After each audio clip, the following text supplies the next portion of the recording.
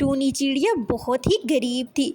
टूनी चिड़िया को एक दिन तरकीब आती है, क्यों ना जंगल में पिज़्ज़े का कैफ़े खोला जाए। तो उसने ऐसा ही किया और कुछ दिनों के बाद पिज़्ज़े वाला कैफ़े जंगल में खोला। फिर टूनी चिड़िया एक एक चिड़िया के पास जाकर उसे अपनी दुकान के बारे में बताती है। गौरी कौवी, अगर तुमने पिज़्ज़ा लेना हो तो तुम मेरी दुकान पे आना, मैं तुम्हें बढ़िया पिज़्ज़ा बना के दूंगी। अगर पसंद ना आए तो मुझे वापस पैसे दे देना, ठीक है? चलो।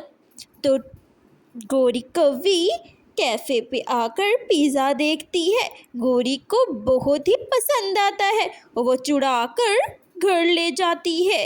रास्ते में बैठकर पिज़्ज़ा खाने लगती है। हाय हाय, ये बहुत ही मज़ेदार है, मैं कालू कौवे को बोलूँगी और ला देगा। टूनी चिड़िया जैसे ही कैफ़े में आती है, उसके पास बहुत सारे पिज़्ज़े होते हैं। उसे पता ही नहीं लगता कि गौरी कौवी वहाँ से एक पिज़्ज़ा ले गई है। फिर कबूतर आ जाता है। चिड़िया चिड़िया, मैंने सुना है तुम्हारे पिज़्ज़े बहुत ही शानदार हैं, चलो मुझे भी दे दो पिज़्ज़ा, ये लो पैसे। ठीक है कबूतर भाई, हाँ हाँ, मेरे पास तो बहुत अच्छे अच्छे पिज़्ज़े हैं, आप टेस्ट करो और मुझे बताओ कि अच्छा है ना, ये लो, ले जाओ। ऐसे ही कबूतर भी पिज़्ज़ा ले जाता है और खाकर घर चला जाता है। घर जाते ही कबूतर से गुस्सा हो जाती है। अरे अरे, गए तो थे पिज़्ज़ा लेने, मेरे लिए नहीं लाए। हाँ, मुझे भी तो बहुत पसंद है टूनी चिड़िया का पिज़्ज़ा, जाओ और मेरे लिए भी जल्दी से ले आओ। दूसरी तरफ गौरी कौवी कालू को बोलती है, कालू, मुझे पिज़्ज़ा चाहिए, टूनी चिड़िया के पास बहुत ही अच्छा पिज़्ज़ा है, टेस्टी टेस्टी, जाओ जाओ मेरे लिए भी पिज़्ज़ा ले आओ।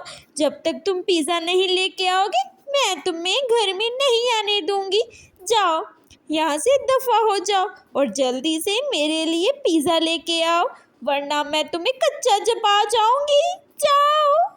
ऐसे ही कालू कौवा टूनी चिड़िया के घर आकर बैठ जाता है और टूनी चिड़िया के पास जाता है। टूनी बहन, मैंने सुना है आप बहुत अच्छा पिज़्ज़ा बनाती है। जब से गौरी आपके यहाँ पिज़्ज़ा खा के गई है पागल ही हो गई है, मुझे एक पिज़्ज़ा दोगी?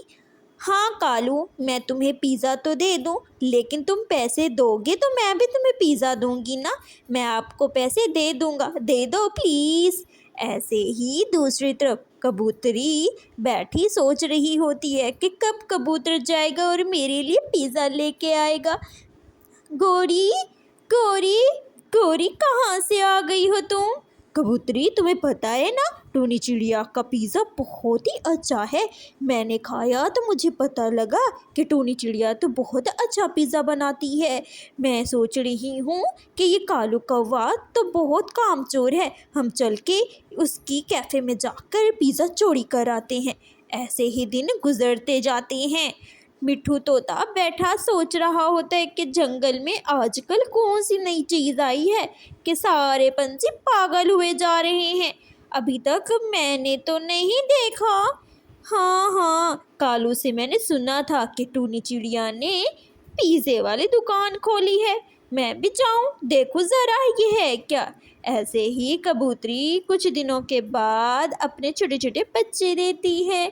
कबूतर, अब देखो अंडे से बच्चे आ गए हैं, बच्चे कब से भूखे हैं, तुम यहाँ खड़े खड़े क्या देख रहे हो, मेरा मुंह मत देखो, जाके पिज़्ज़ा लेके आओ, अगर तुम नहीं लेके आओगे तो मैं लेके आऊँगी।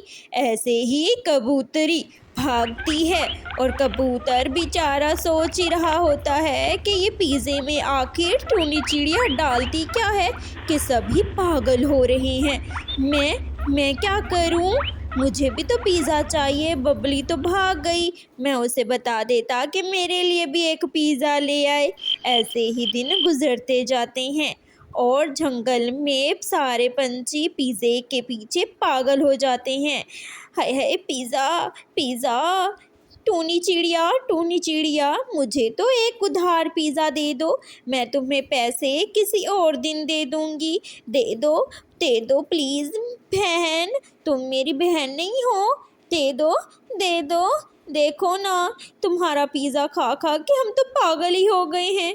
ऐसे ही मिट्ठू तोता एक दिन टूनी चिड़िया को रास्ते में मिलता है और टूनी चिड़िया से पूछता है, टूनी चिड़िया तुम आजकल क्या बेच रही हो? सुना है सारे जंगल के पंछी पागल हुए जा रहे हैं पिज़्ज़ा खाने के लिए। मैं भी कभी आऊँगा तुम्हारी दुकान पे पिज़्ज़ा खाने, मैं भी देखूँगा कैसा पिज़्ज़ा है। ऐसे ही दिन गुजरते जाते हैं।